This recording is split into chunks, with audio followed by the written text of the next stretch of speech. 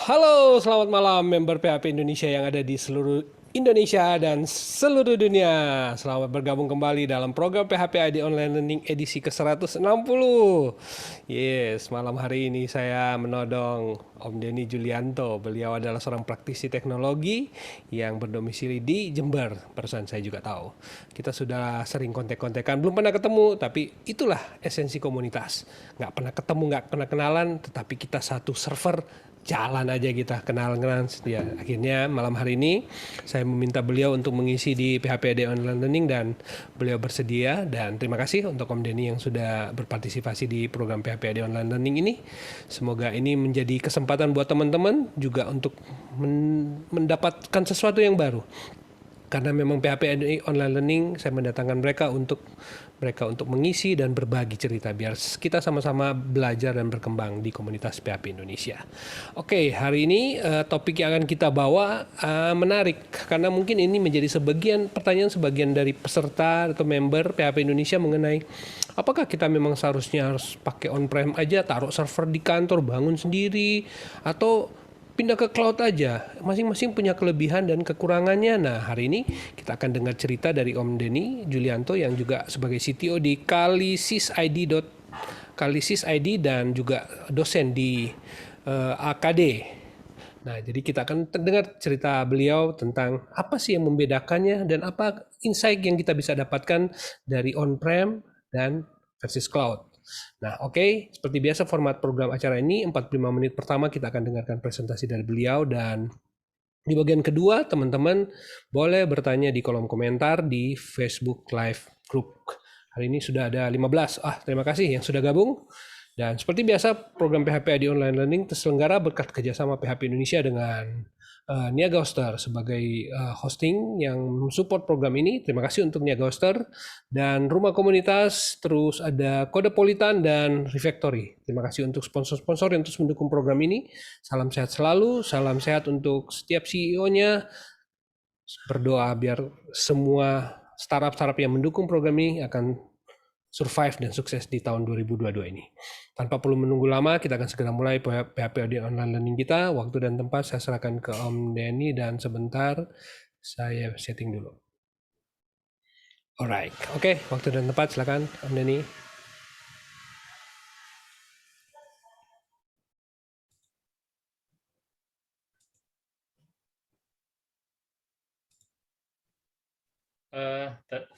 Assalamualaikum warahmatullahi wabarakatuh. Selamat malam bagi teman-teman yang barusan bergabung. Perkenalkan, nama saya Denny Julianto. Saya berdomisili di Jember, Jawa Timur. Mungkin selama ini yang belum tahu Jember, Jawa Timur ya silakan mampir ke Jember. Kabar-kabari saya. Mungkin saya sebagai tamu bisa menjamu teman-teman Facebook di sini. Terima kasih. Ini sudah share screen-nya? Sudah komputer? Udah ada tapi nggak di full screen. Memang kelihatan Excel-nya aja. Nggak apa-apa? Mau begitu aja? Mesti di F5 kayaknya. Oh, F5 ya, ntar. Oke. Share desktop kan ini ya? Kalau nggak salah. Sudah. Bentar.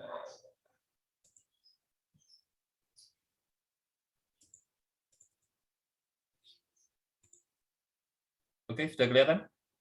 Belum? Yes, perfect. Perfect. Oke, thank you. Kemarin sama Om Peter saya ditodong apa judulnya, temanya yang mau diberikan pada session kali ini untuk komunitas PHP ID. Kebetulan saya ngambil judul memang agak mencari yang berbeda dari event-event yang sebelum-sebelumnya. Saya pengennya itu menjelaskan dari sisi pengguna, bukan dari sisi penyedia, provider. Jadi pengen tahu apa sih cloud sama on-prem ini. Banyak kemarin teman-teman yang bilang on-prem itu kayak gini, cloud itu kayak gini. Oke, itu pemahaman mereka yang sudah berkecimpung dan sudah memang menggunakan. Oke, saya lanjut langsung aja. Apa itu cloud? Cloud itu kalau mungkin yang sudah paham mungkin kayak istilahnya komputer yang ada di awan, istilahnya di internet yang bisa diakses dari mana-mana. Kalau saya menjelaskan seperti itu sudah umum, mungkin banyak sudah dijelaskan seperti itu. Tapi saya ingin tahu konsepnya itu dari mana sih asalnya cloud computing itu. Nah, ternyata sudah ada ini ya, ada yang meneliti dari NIS ini, National Institute of Standard of Technology, itu cloud computing itu sudah dijabarkan ada 3 model layanan, yaitu mudah diakses, ubiquitous, kenyamanan, convenient, sesuai permintaan on demand. Nah, kalau sudah seperti ini itu sudah kelihatan bahwa cloud itu sudah memberikan suatu inovatif bagi pengguna ya. Maksud saya bagi pengguna dulu, bukan dari sisi penyedia. Kalau si penyedia mungkin itu sudah suatu keharusan. Kalau sudah melihat di arah sini untuk mengakses, berarti sudah bisa digunakan ya. Maksudnya bisa digunakan dalam hal cloud ini nantinya untuk apa-apa, untuk web atau untuk aplikasi. Jadi sudah kelihatan cloud itu terdiri dari apa? Server yang ada di data center. Nah, itu kok bisa diakses? Karena ada jaringan, jelas itu. Server tentunya, storage itu ya ibaratnya tempat data yang akan disimpan. Application ini yang sebagai pengguna ya, sebagai pengguna kita rata-rata tidak tahu apa sih aplikasi yang bisa diakses di sana nantinya. Mungkin ya kebanyakan ya website itu kayak aplikasi kayak seperti itu yang bisa diakses. Tapi apa yang bisa bisa digunakan server ini jadi suatu cloud. Kalau saya belum waktu sebagai pengguna saya tidak tahu apa sih kok bisa jadi cloud itu. Saya sempat ada komunitas yang di status Facebook teman yang lain. Kok bisa dikatakan cloud itu kenapa? Karena bisa diakses di internet lah. Oke, seperti itu sudah kata penjelasan yang sederhana, simple. Tapi kalau kalau dari sisi saya pengen tahu di dalamnya itu apa. Ternyata di server fisik itu ternyata ada suatu software yang nantinya dijadikan sebuah cloud. Contohnya, kalau dari sisi operating system ya Linux sama virtualizor, itu nanti bisa jadikan VPS. Kalau dari sisi virtualisasi, itu mungkin seperti VMware, Hyper-V, Proxmox, seperti itu. Itu bisa dijadikan cloud nantinya, yang mungkin bisa digabungkan dengan sistem billing ya, billing untuk provider ini, yang bisa keluar suatu akun, terus ini billingnya juga, supportingnya kayak gitu. Setahu saya mungkin ya banyak yang Anda tahu, mungkin buka kontrol panelnya itu sudah kelihatan seperti apa. Ini yang menjadi dasar cloud computing itu di sisi layanan yang membedakan dengan on-premise. Kalau saya lihat tambahan yang lain, ya mungkin tambahan ya, itu jadikan suatu layanan service. Jadi terutama yang memang cloud itu kalau saya lihat ujung tombaknya ya di layanan ini, karena menghubungkan antara provider dengan end user. Nah, pelayanannya itu bagaimana? Disediakan dengan cepat, pasti itu. Kalau zaman dulu belum ada cloud, mungkin kita chatting, kita minta ini disediakan. Dalam artian itu perlu waktu yang tidak cepat ya. Kalau sekarang mungkin hanya beberapa menit, sudah 5 menit ke bawah lah, sudah selesai, sudah disediakan. Nah, dan cepat dirilis, cepat di go live, di online kan atau di go live kan. Itu berbedanya cloud sama on-prem. Setahu saya seperti itu sebagai pengguna. Kalau saya sebagai provider ya, saya punya ini ya, punya perusahaan provider seperti itu. Oke, next.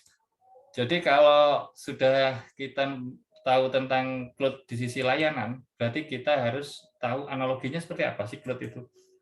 kalau kita melihat dari yang saya coba ini ya, seperti perusahaan air, perusahaan listrik, Anda sewa air, ya sewa air, contohnya PDAM seperti itu Anda menggunakan air berapa liter sehari, itu nanti kan di counting keluar suatu apa ya, ukuran berapa yang dipakai. Kalau sudah keluar berapa dipakai, nanti waktunya sampai kapan? Apakah 1 bulan, apakah per hari, apakah per minggu, nanti itu ketemu suatu billing, tagihannya. Nah, tagihannya itu berapa? Itu nanti bisa menyesuaikan dengan menyesuaikan dengan berapa penggunaan itu, takaran airnya, terus ininya apa, waktunya, seperti itu. Jadi kalau kita sudah tahu perkiraannya sekian sekian sekian, kalau di cloud itu enaknya di situ. Beda dari sisi ini ya, dari sisi on-prem. Nanti on-premnya saya jelaskan. Ini ada perdebatan ya, mungkin pemahaman on-prem itu gimana, terus tradisionalnya itu gimana, server tradisional itu gimana, itu terjadi perdebatan ya selama ini antara provider sama pengguna mungkin. Kalau setahu saya seperti itu. Kemarin ada on-prem itu dedicated server sama bare metal itu gimana? Ternyata sama aja, hanya beda istilah. Lah ini jadi sebagai pengguna kita ini jadi bingung juga, jadi bingung juga mana yang kita sesuaikan, dalam artian mana yang kita butuhkan itu. Apalagi contoh kalau kita sebagai pengguna end user ya, end user itu tidak masalah karena ada hubungan antara provider dengan end user. Tapi kalau kita sebagai penghubung dengan end user, contoh seperti saya, ada end user saya butuh server kayak gini, usernya yang nanti yang akses itu sekian. Nah, di sisi inilah kita timbul pertanyaan, sewa VPS, sewa cloud, ya maksud saya sewa cloud apa on-prem, yang VPS apa dedicated, ini yang jadi kebingungan di sisi pengguna end user contohnya. Kalau dari sisi kita ya, kalau punya teman ya enak, tinggal langsung apa ya, tanya yang cocok ini gimana, oh ini kayak gitu, enaknya di situ sih. Oke, cloud provider. Kalau sudah saya percepat aja.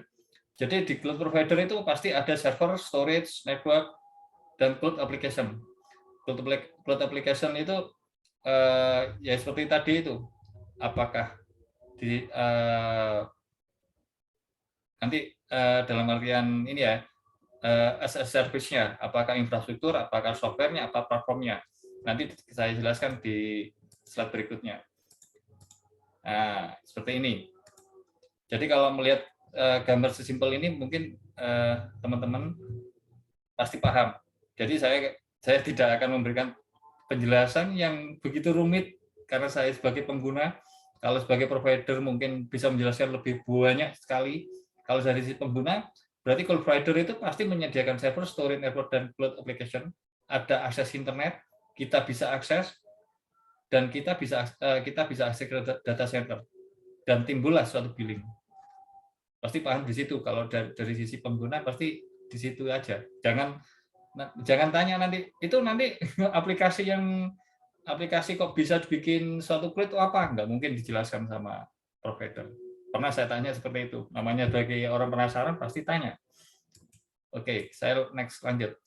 Karakter cloud itu computing itu rata-rata mempunyai layanan mandiri sesuai permintaan.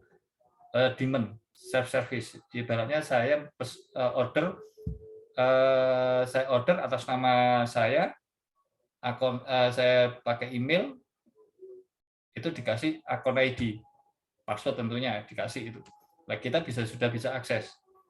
Kita bisa menyesuaikan berapa kita sewa cloud itu dalam ukuran bulan atau per hari bisa, selama kita menggunakan itu bisa, setahu saya bisa. Kalau yang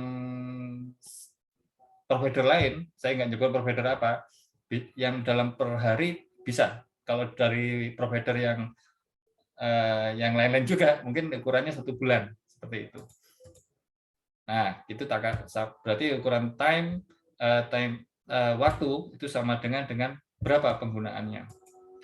Oke, resource pooling, pengumpulan sumber daya. Jadi apa yang saya gunakan nantinya, datanya itu berapa ukuran yang saya inginkan dan berapa yang saya gunakan nantinya. Ibaratnya kalau saya sewanya 10 giga itu nanti membutuhkan apa ya? Kalau ada biaya yang timbul biaya yang besar juga kadang-kadang. Seperti itu. Jadi resource pooling itu karakteristiknya suatu cloud computing. Kalau menurut saya seperti itu. Elastisitas yang cepat, maksudnya pelayanannya ya. Jadi untuk setelah saya order apa ya cloud itu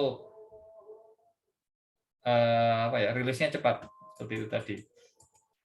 Nah seperti ini. Oke, saya perjelas lagi layanan terukur pasti. Kalau sebagai provider mungkin layanan terukur pasti ini sebagai bentuk suatu layanan ke kita sebagai pengguna. Oke, next. Oke, cloud deployment model. Cloud itu ada penerapan, ada model penerapannya. Public, private, community, hybrid. Mungkin di sisi provider ya, mungkin community nggak ada. Tapi di sisi pengguna kalau selama kita ingin tahu apa sih cloud itu apa aja sih yang kita harus tahu, ternyata ada 4. Cuma yang dari si community ini jarang yang saya ketahui community ini. Tapi kok bisa dikatakan itu termasuk model deployment-nya model, karena menurut dari NIST tadi, karena community ini kebanyakan mungkin suatu perusahaan yang ini ya, memberikan akses cloud-nya itu untuk komunitas dalam artian itu free seperti itu. Itu ada seperti itu ada. Saya nggak menyebutkan provider yang mana, mungkin free 1 tahun seperti itu, free 1 bulan, nggak ada ya 1 bulan, rata-rata 1 tahun. Setahu saya ada 2 provider yang saya coba dalam pertengahan tahun kemarin sampai sekarang itu ada yang free seperti ini. Nah, ini yang jadi pokok masalah di sini. Apa sih cloud sama on-prem itu? Letaknya hanya di sisi public sama private. Kalau hybrid itu gabungan dari public dan private. Itu menurut saya. Kalau menurut provider entah gimana, nanti bisa saling tanya jawab, bisa nanti. Jadi di sini saya tidak menjelaskan dari sisi provider. Kalau di sisi provider mungkin Pak Peter bisa menghadirkan pihak contoh mungkin Hostinger ini mungkin sebagai ini ya apa sponsornya. Jadi kalau yang saya lihat public dan private ini menunjukkan perbedaan cloud dan on-prem. Kalau private itu on-prem. Menurut saya seperti itu. Jadi cloud privat yang memang hanya disediakan untuk user atau perusahaan-perusahaan yang ingin mempunyai server online di provider yang hanya satu perusahaan itu, hanya satu end user itu aja. Jadi saya ibaratkan on-prem itu di private. Kalau cloud itu di public. Jadi dalam satu server mungkin ya, dalam satu server ini di split ya, mungkin ya di situ itu untuk umum sudah. Tapi kalau privat mungkin entah providernya gimana, itu dalam satu server mungkin secara virtualisasi dia hanya bagian-bagian tertentu. Ini untuk satu perusahaan. Mungkin kalau teman-teman paham mungkin dari si dedicated server, sepertinya hampir sama seperti itu.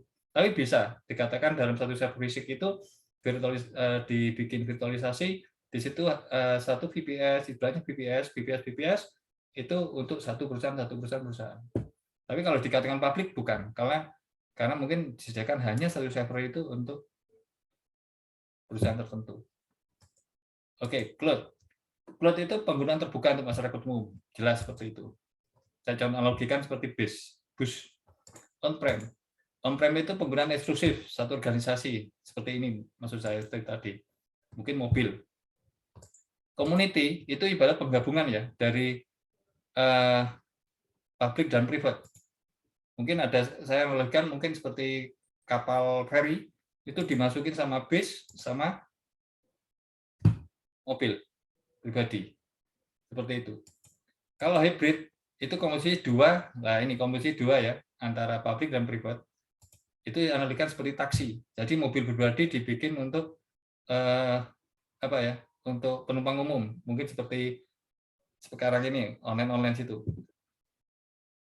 Seperti ini analoginya, seperti ini yang saya pahami. Oke, next. On-time privat itu yang saya jelaskan tadi itu hanya dikhususkan untuk satu organisasi. Ini yang jadi perdebatan antara teman provider sama kita ya sebagai pengguna ya. Kalau sebagai provider mungkin itu server tadi disediakan oleh satu perusahaan. Istilahnya ada satu data center disediakan tempat server yang nanti bisa diakses oleh satu perusahaan itu. Itu mungkin pemahaman seperti itu on-prem. Tapi ada yang menjelaskan on-prem itu seperti ini tradisional server. Jadi ada perusahaan yang menyediakan tempat ruangan server, yaitu server room atau mini data center, itu dijadikan apa ya, seperti ini, istilahnya on-prem ini. Tapi kadang-kadang teman-teman bilang on-prem ini aslinya ya cloud, gitu. Aslinya kalau cloud, kalau ditempatkan di provider. Saya bawa server fisik, saya taruh di provider, itu sudah dikatakan on-prem memang. Tapi kalau dikatakan ini ya traditional server, saya bawa servernya itu sudah dikatakan traditional server. Tapi kalau saya masukkan ke provider data center, istilahnya saya sewa dikit server atau colo yang saya bawa server sendiri, saya masukkan ke provider, itu dikatakan colo, itu sudah on-prem. Jadi ini yang saya bilang on-prem itu server yang ditempatkan di provider, itu saya katakan pemahaman saya itu on-prem.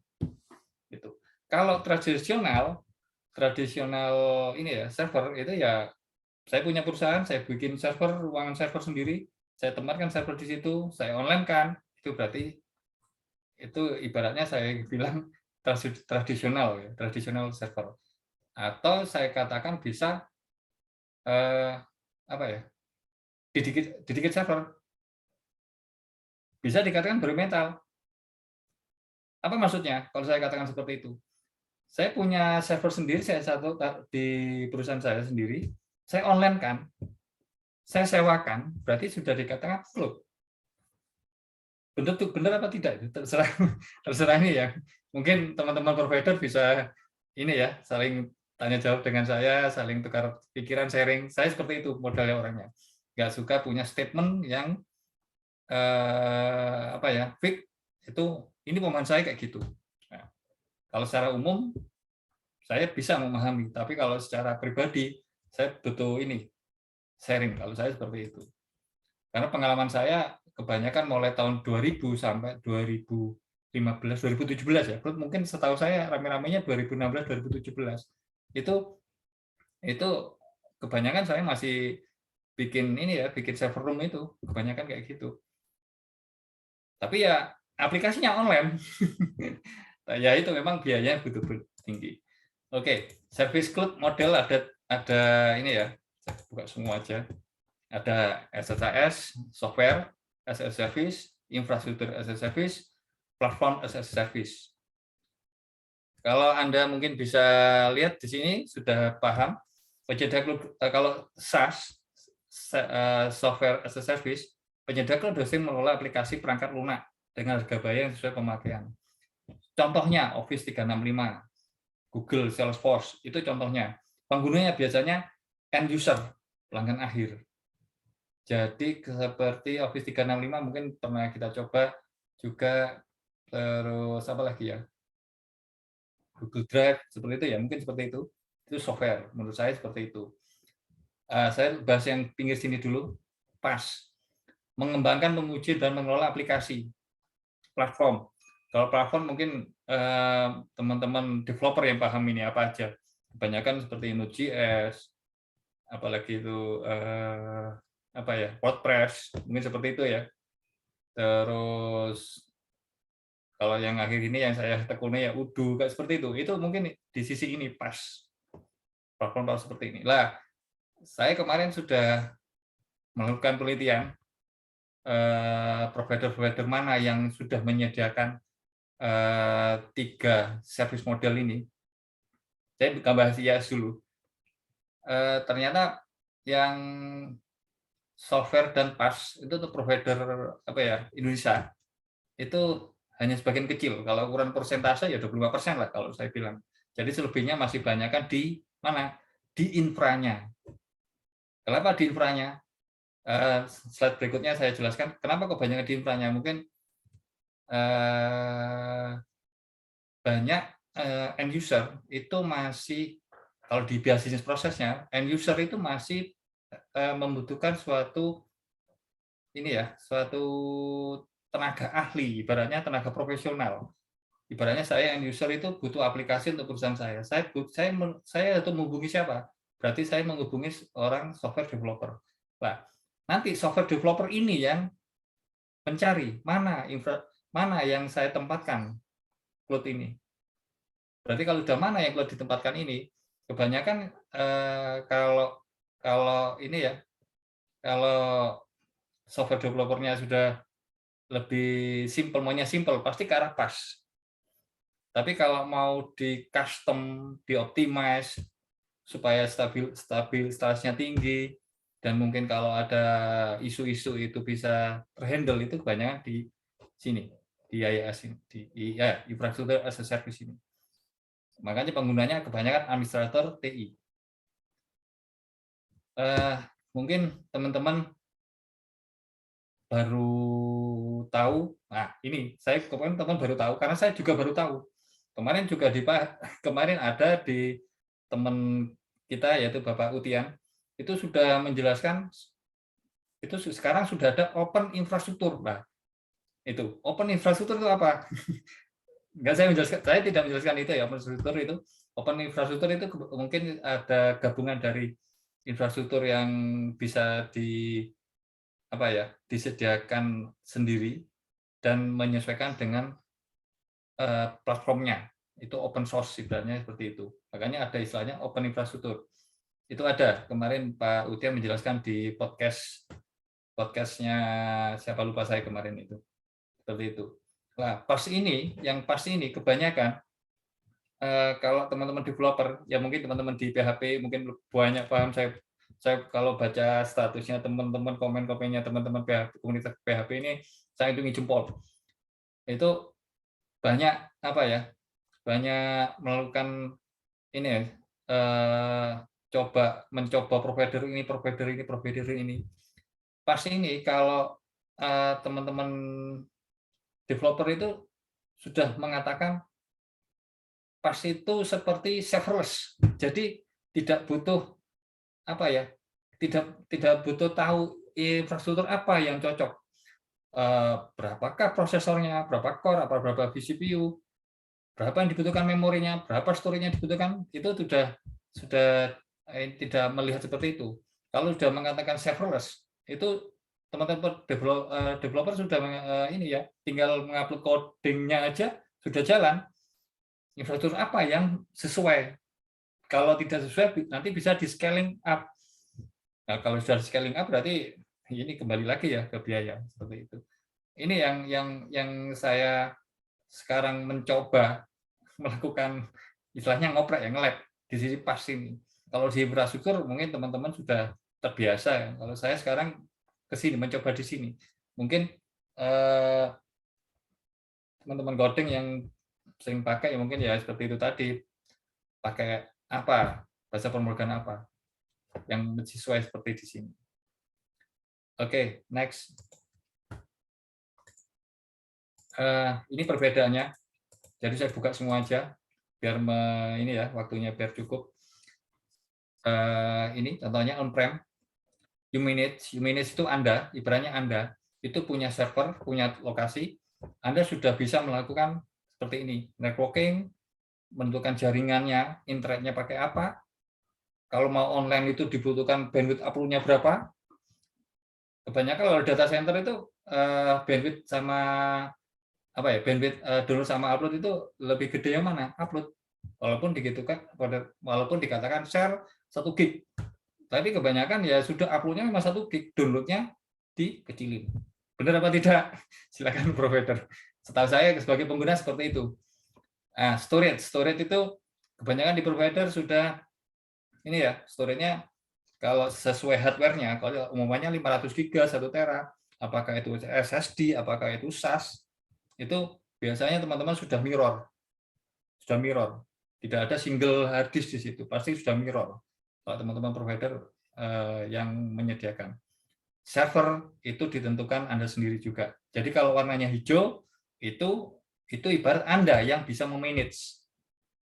Apakah mau operating system seperti apa, hardware-nya di tengah-tengah hardware itu apa, seperti itu, runtime-nya, data aplikasinya seperti apa, Anda yang berhak menentukan. Nah, infrastruktur seperti itu. Ini yang kebanyakan ada di provider kita di Indonesia ya, setahu saya seperti itu. Networking, storage, virtualization. Lah, OS ini bisa kita manage sendiri. Sebagai pengguna kita bisa memanage sendiri. Virtualisasinya apa yang dipakai? Nggak ada yang tahu. Kalau teman-teman mungkin banyak yang saya buka aja, mungkin Proxmox, Virtualizor, apa VMware nggak tahu ya, VMware mungkin dipakai ya, VMware seperti itu. Ini yang banyakkan teman-teman di sini tidak tahu ya, teman-teman sebagai pengguna menurut saya. Nah, kalau sudah platform, Anda bisa mengakses hanya di sisi sini, data dan aplikasi, database dan aplikasi. Itu yang saya tahu seperti itu. Itu platformnya.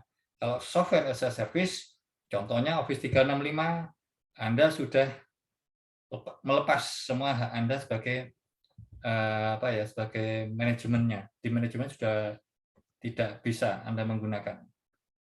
Seperti itu. Jadi teman-teman mungkin mana sih skill apa yang dibutuhkan untuk bisa ke sini.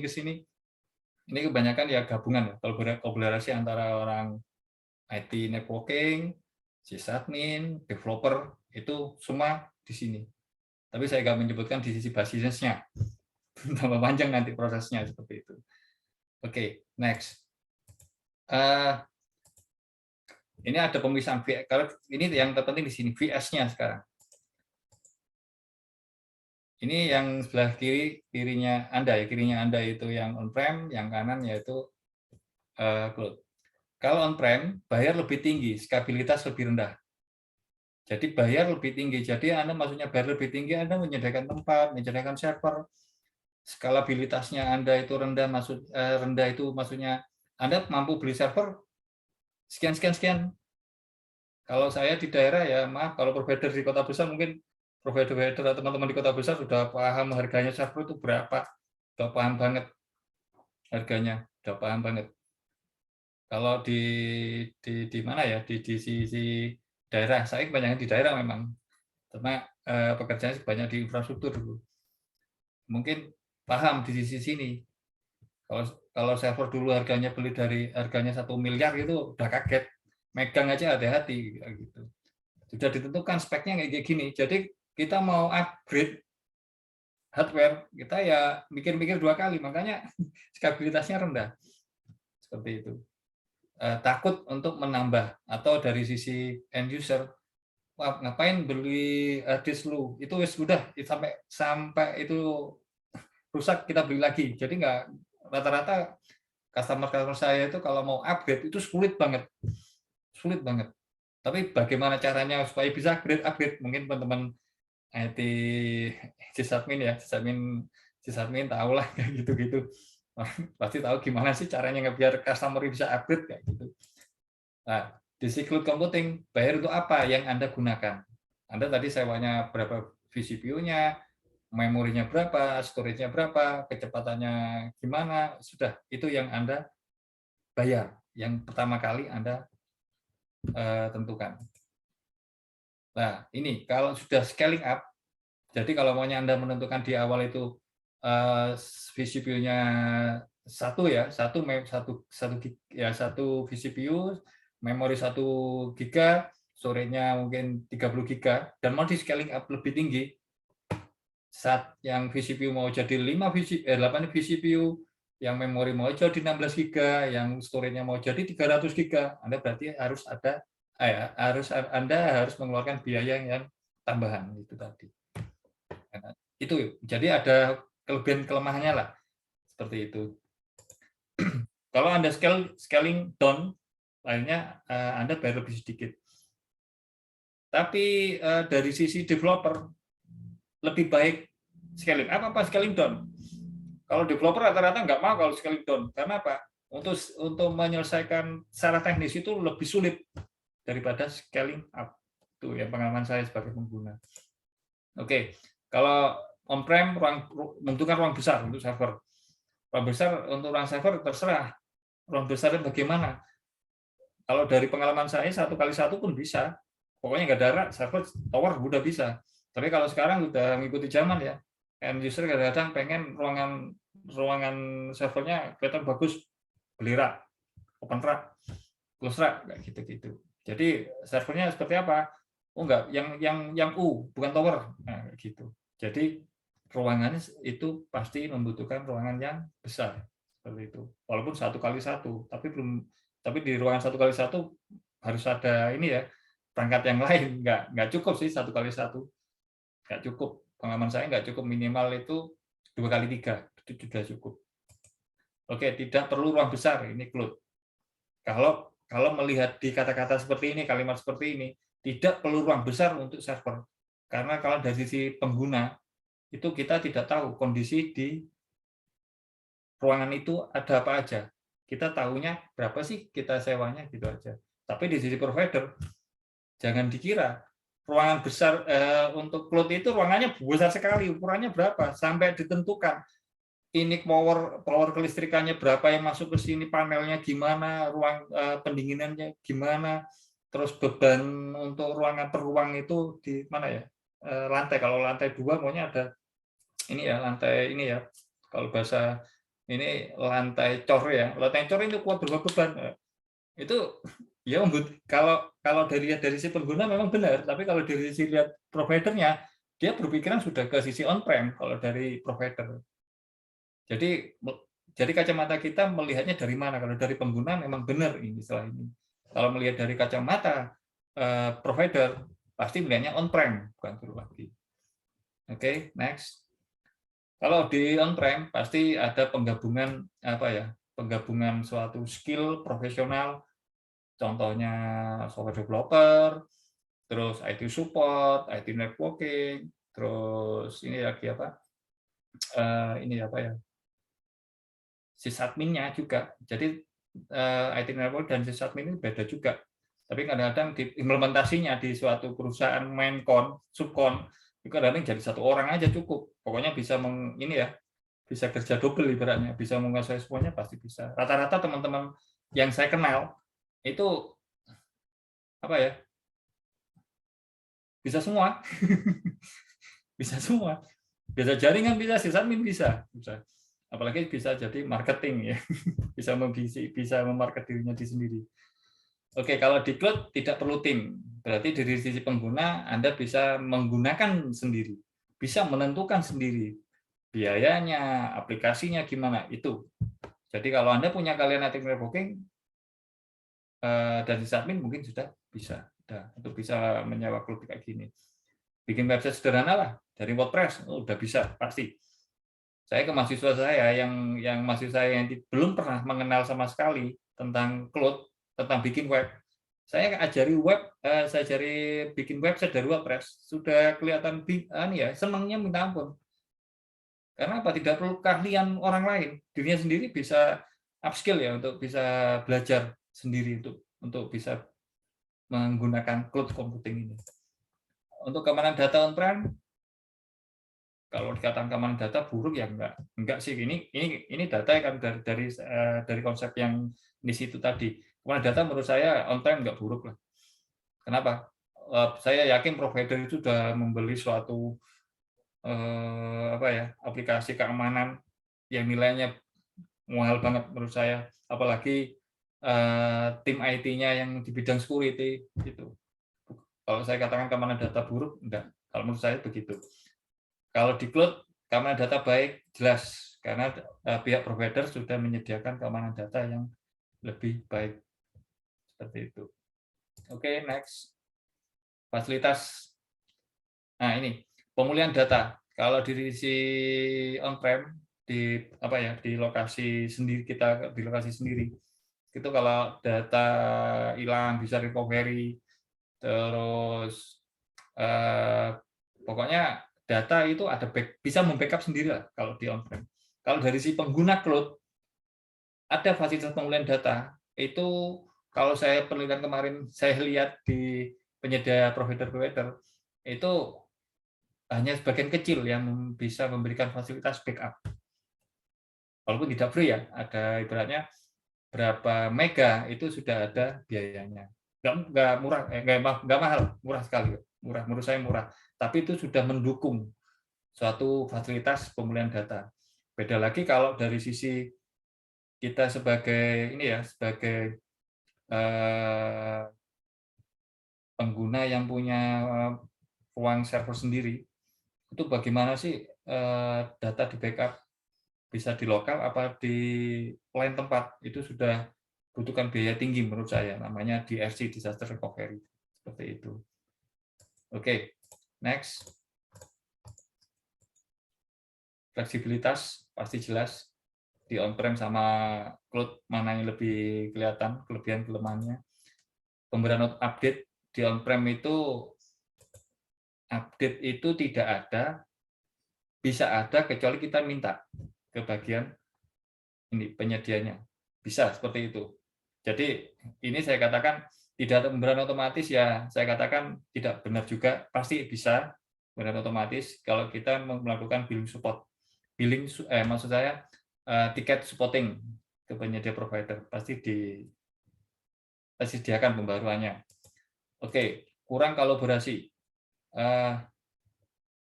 Ya betul juga, kurang kolaborasi kalau dari si penyedia on-prem ini membatasi timnya, pasti jelas itu.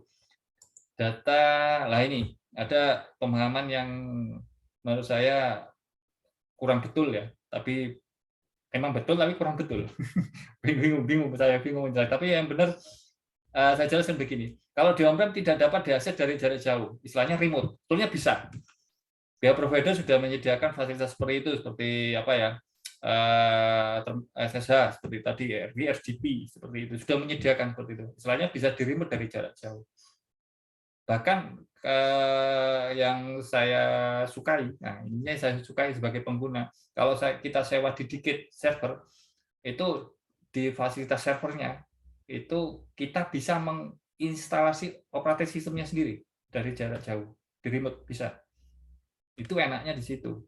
Kalau dikatakan on-prem tidak bisa diakses dari jarak jauh, tidak betul ya. Pasti saya katakan tidak betul, karena sudah provider sudah menyediakan fasilitas seperti ini.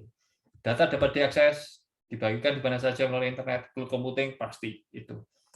Oke, membutuhkan waktu implementasi yang lebih lama. Kita bandingkan dulu, implementasi lebih cepat kalau di cloud computing, betul.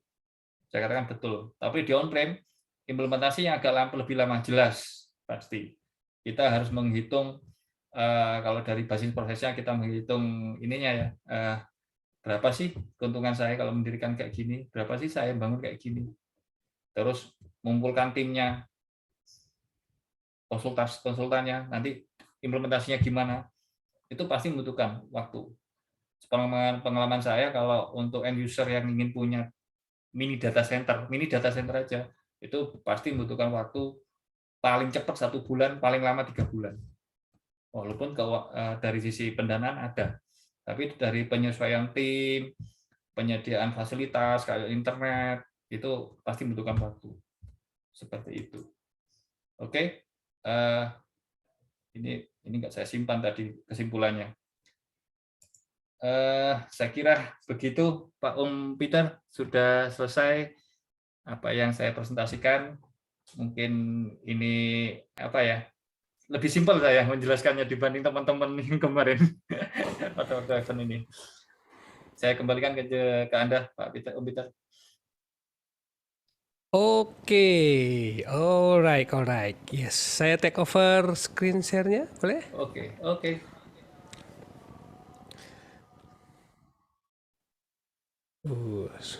Ini oke.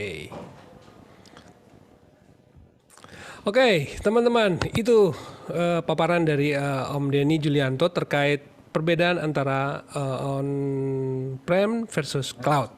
Saya menantikan pertanyaan teman-teman di bagian kedua di kolom komentar, dan sambil menunggu pertanyaan teman-teman kita akan masuk ke break, dan Om Denny boleh istirahat turun minum karena ada beberapa pertanyaan yang akan saya bacakan sambil menunggu pertanyaan dari teman-teman. Oke, PHP ID Online Learning terselenggara berkat kerjasama PHP Indonesia dengan sponsor-sponsor. Dalam hal ini Niaga Hoster. Niaga Hoster adalah perusahaan penyedia layanan web hosting yang berdiri. Pakai lagu supaya seru. Niaga Hoster adalah perusahaan penyedia layanan web hosting yang berdiri sejak 2013 dengan misi membantu jutaan orang di Indonesia untuk memaksimalkan potensi internet dengan memberikan mereka alat untuk belajar dan berkembang. Jangan ragu untuk memilih hosting Niaga Hoster karena Niaga Hoster menggunakan data center tier 4 untuk memastikan data kamu aman dan mudah diakses. Dari Rumah Komunitas, sebagai pelopor merchandise inovatif di Indonesia, menyediakan custom pakaian sesuai keinginan, berkualitas dan tanpa minimum order. Dan dari Refactory, sebagai perusahaan teknologi informasi yang berkomitmen untuk memberdayakan masyarakat dengan mengenalkan mereka terhadap dunia pemrograman. Kami percaya Indonesia adalah negeri besar dengan potensi sumber daya digital yang dapat berkontribusi dalam transformasi digital dunia. Dan terakhir dari Kodepolitan, yang adalah platform belajar pemrograman secara online dengan berbahasa Indonesia yang dikembangkan khusus untuk membantu generasi muda belajar dan berlatih pemrograman agar kompetitif di era industri 4.0. Alright, itulah pesan dari sponsor-sponsor kita. Terima kasih untuk sponsor yang terus mendukung program ini. Tambahan satu sponsor lagi kita, tinggal beberapa saat lagi. Paling minggu depan saya sudah bisa umumin. Terima kasih dapat sponsor lagi. Oke, kita akan masuk sesi tanya jawab, dan saya masih menanti teman-teman untuk bertanya, dan sekarang sudah ada 2 yang menanya nih. Kita akan jawab. Om Denny nggak pakai video sih, cuma saya sendiri doang nih yang ngomong. Ya, oke. Orang pengen lihat kali Om Denny, takutnya nanti ketemu nanti di AKG di kantor gitu. Oh, ini Om Denny yang dulu ya. Gitu. Oh, boleh tadi mau kena silang. Tadi itu nggak kelihatan. Tadi tuh Maaf. Om Denny cerita tuh dari tahun 2000 ke 2015 ngurusin data center. Kok saya jadi apa namanya ya? Ya ampun, saya juga dah. Ya, Saya juga kayaknya dulu, tapi saya project-project nggak yang lama sih, cuma 2006 ke 2010, 4 tahun doang ngurusin data center. Begah. gitu. HP-nya, Betul. listrik, internet, Betul. aduh, bener-bener. Betul itu. Sampai ngurusin Backupnya. kelistrikan juga. Pajak-pajaknya juga ngurusin juga itu. Memang betul. Nih. Nah, oke deh. Sudah ada 2 pertanyaan yang masuk nih dari Om Ari Ditya. Oh ya. Hosting itu sebenarnya termasuk IaaS atau PaaS kah? Dalam artian, sebagai user kita punya cukup kendali ke server di mana ini pertanyaan yang di atas dulu nih. Di atas dulu. Ya, yang atas dulu nih. Saya punya server. Saya punya server sendiri di rumah. Saya connect dengan provider internet dan saya jadikan dedicated server versus dengan saya taruh server di data center jadi colocation. Apakah dua-duanya ini adalah on-premise? Kalau saya mengacu pada konsep yang sudah ada, itu saya katakan memang itu sudah on-premise. Tapi dalam artian ini on-prem ini yang mempunyai fasilitas untuk pengguna, berarti server ini kan berarti bisa diakses oleh semua orang, publik, seperti itu. Kalau bisa dikatakan sudah bisa diakses sama publik, itu saya katakan sudah on-prem. Cuman ada satu catatan, kalau server itu ada di rumah, berarti Anda harus menyediakan internet, jaringan internet dedicated. Dedicated itu ada IP public, dedicated, IP static. Jadi nanti IP static ini bisa digunakan untuk publik, orang yang di luar itu bisa mengakses ke server Anda. Atau nantinya IP public static ini Anda bisa Anda bisa reroute ke domain, nama domain. Jadi Anda sewa domain di provider, nanti masukkan ininya DNS manajemennya ke IP public staticnya Anda yang di rumah. Seperti itu. Oke, masih dari Om Ariditya, hosting itu sebenarnya termasuk IaaS atau PaaS kah? Hosting ya ini provider itu nggak semuanya mengatakan itu IaaS sama PaaS. Saya ambil contoh aja, saya nggak nyebut contoh aja di sisi provider Indonesia ya. Provider Indonesia itu kebanyakan itu sudah IaaS ada, pasti menjual produk itu. Kalau platform itu hanya sebagian kecil. Platform itu ibaratnya kita sebagai end user itu bisa mau sewa hosting untuk WordPress, kita tinggal klik WordPress sudah terinstalasi. Kita mau install Odoo, kita klik Odoo sudah bisa. Install Node.js sudah bisa. Install apa lagi? Tinggal itu namanya platform. Itu sebagian kecil yang ada di provider Indonesia. Tapi setahu saya ada 5 provider lah yang bisa menyediakan itu. Ya. Alright. Saya nggak menyebut provider yang mana. Nggak apa-apa kok disebut juga nggak masalah. Ya termasuk hosting itu sudah kayak gitu. Dalam artian sebagai oke deh ya. Hanya menggunakan sebatas si panelnya saja. Oke.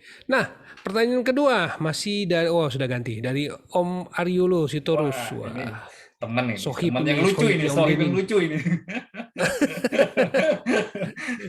Oh ya, next ini ya, nanti kan jadi pemateri juga ini. Oh iya dia minggu Iya. depan. Pegang Tak tahu kasih. dari kita. Om Ya. Aryulo nanya, kalau Om Denny paling favorit pakai cloud provider yang mana? Baik lokal maupun internasional. Oke, saya pengalaman untuk cerita ini aja ya, flashback aja histori saya dulu pakai provider lokal tahun 2006 untuk website perusahaan saya. Itu pasti tahu Anda provider mana itu yang sudah tua itu mana, sudah tahu pasti itu. Yang lokal itu saya akhir-akhir ini mulai tahun 2015 itu sudah mulai coba-coba hosting provider mana ya saya coba-coba. Ya sampai domain saya karsisid.com itu pindah 3 provider. Saya pengen tahu, bukan ya saya seneng ngoprek memang seperti itu. Saya kalau ditanya banyak favorit mana? Kalau saya bilang favorit provider lokal yang saya coba itu ada 3 provider di lokal itu sebagai untuk bahan ngoprek, bukan untuk produksi ngoprek. Saya kebanyakan ngoprek memang.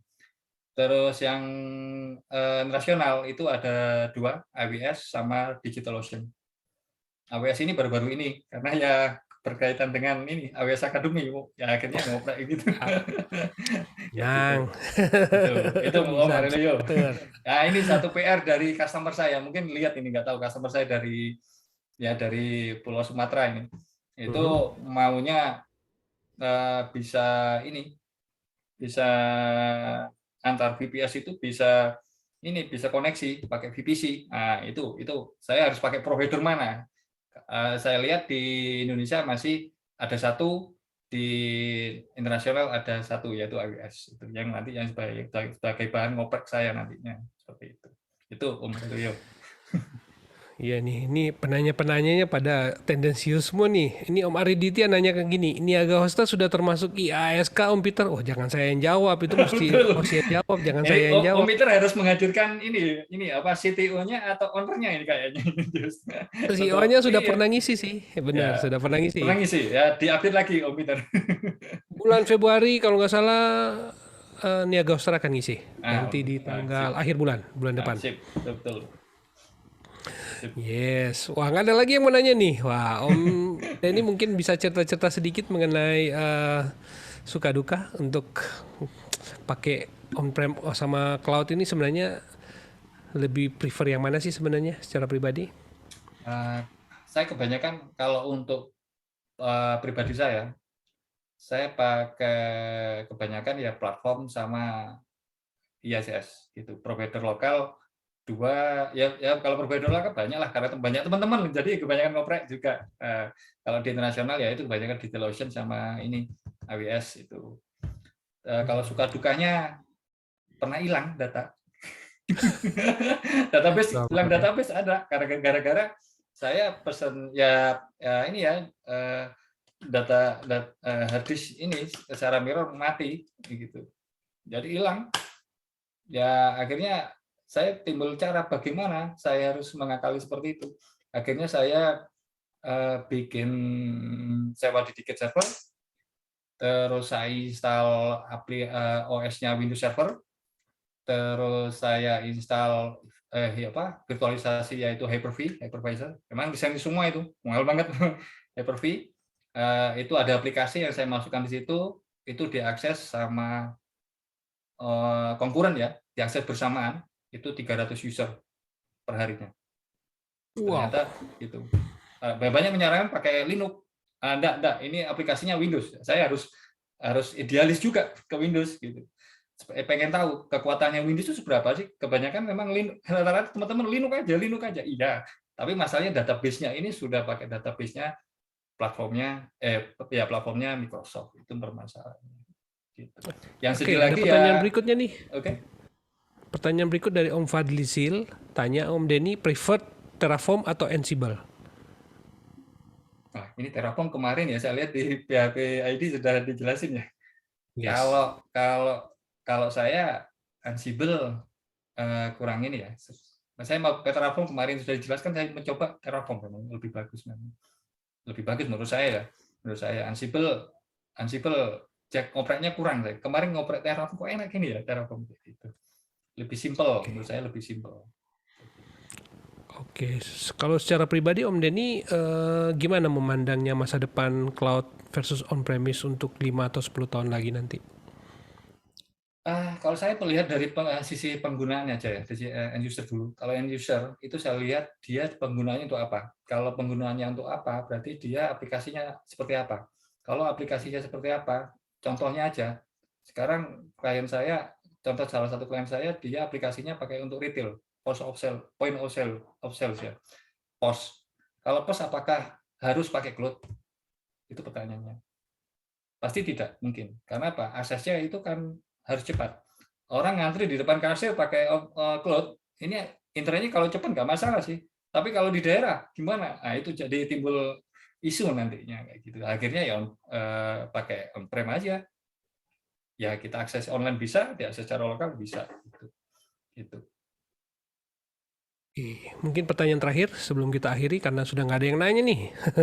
Ya, udah Pertanyaan malam terakhir, banget. ada rekomendasi nggak dari Om Denny untuk teman-teman di member PHP Indonesia terkait topik hari ini? Mungkin belajarnya apakah ya mungkin semacam step learning mereka untuk belajar cloud itu bagaimana? Belajar cloud ya lihat skillnya dulu. Kalau saya belajar cloud itu mungkin lebih katakan masih cupu ya, masih junior. Kalau melihat tentang waktunya, saya mulai 2017 sudah mulai belajar cloud itu ya kalau saya bilang tipsnya ya coba aja lah semua provider itu. Tapi kebutuhan itu apa dulu? Kalau contoh sederhana untuk WordPress, kita mau install WordPress dari cPanel, apakah dari platform kayak gitu,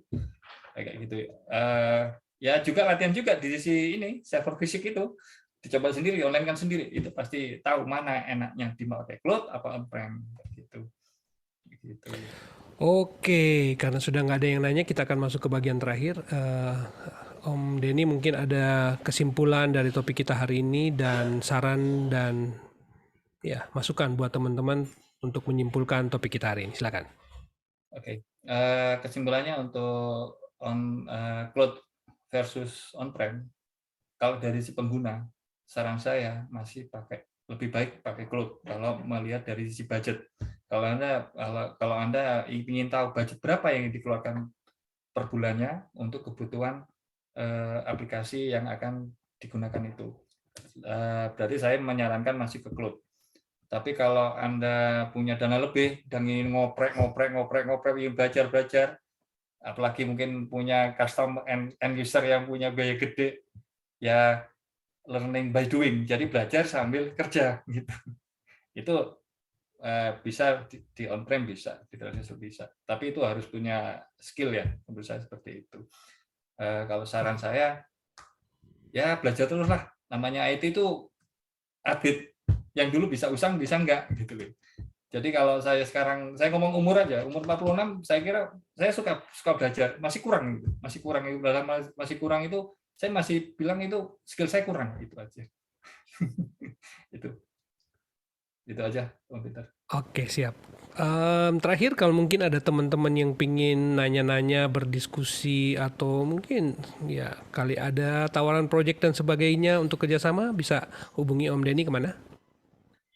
Masuk ke Facebook aja, Denny Julianto itu.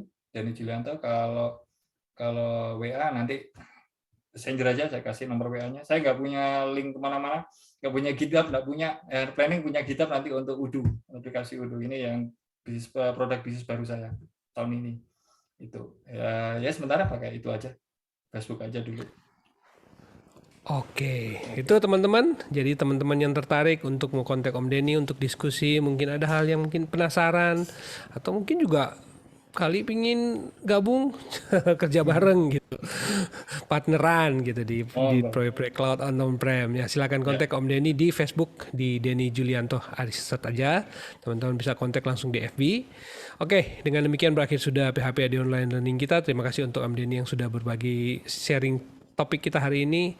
Sehat selalu, dan sebagai pengumuman teman-teman, kita akan nanti ketemu di PHP AD Online Learning berikutnya di hari lusa, 2 hari dari sekarang. Karena minggu ini memang padat 3 kali online learning.